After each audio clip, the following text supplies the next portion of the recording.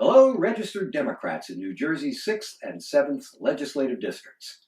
I'm Bruce Schwartz, and I'm running in the July 7 primary election to be a delegate to the Democratic National Convention in August.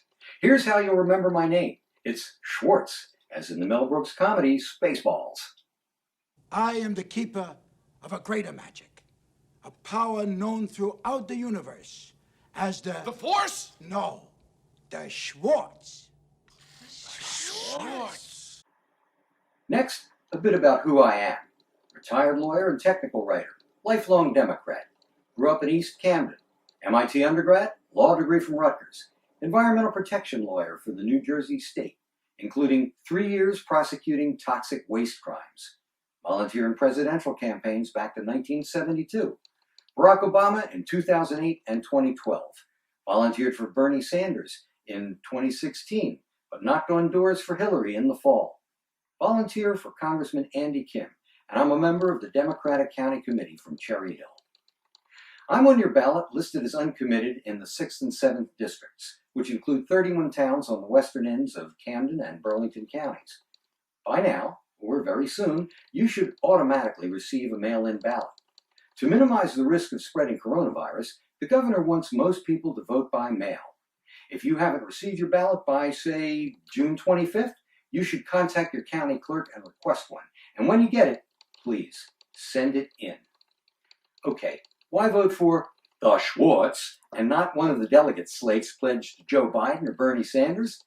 I might have gotten on a slate as a volunteer for Elizabeth Warren or Amy Klobuchar, but everybody dropped out before I got a chance. So I applied in my own name. Uncommitted is the default if you don't pick a slogan.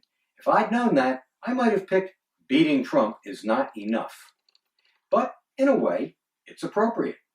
Up until March, we had a field of 20 candidates. Most of them would have made good presidents.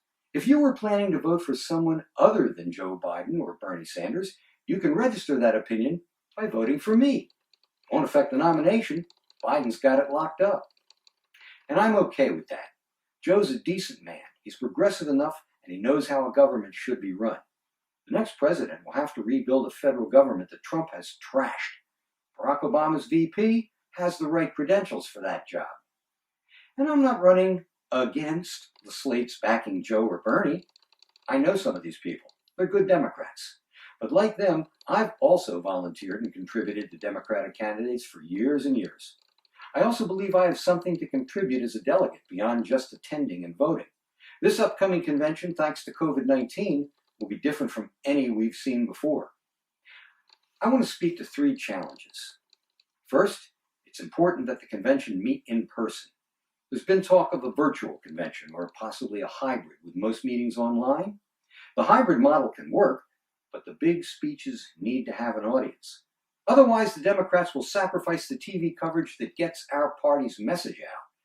I'm not talking about anything like the circus Trump wants for the RNC. No. In the middle of a pandemic, we need to run a responsible convention. Maybe that means a half-filled arena, masks, testing, and other safety measures. Listen, I would love to go to an old-fashioned convention with the parties and all, but I'm willing to forego that and attend to the serious business of the convention.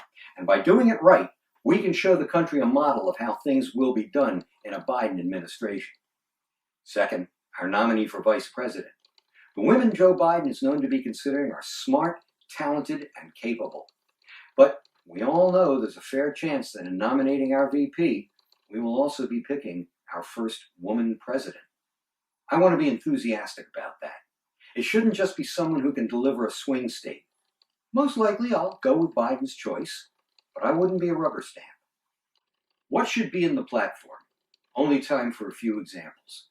A national strategy to deal with COVID-19 for starters, rebuild public health, and not just for COVID-19, but to be ready for the next deadly disease that jumps from animals to humans. Deal with the economic crisis by continuing financial support to the unemployed, and if it's still needed in 2021, create government jobs like Franklin Roosevelt did in the 1930s. Restore fairness to the tax system. Break up the tech giants if they're becoming monopolies. Limit the influence of money in politics or counteract it with more public financing of political campaigns. Reform policing. End the drug war and mass incarceration.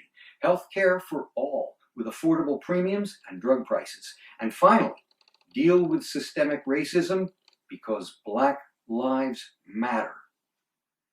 And above all, address the greatest threat to civilization, global warming. The details of a Green New Deal have to be worked out, but our platform should proclaim this hopeful message.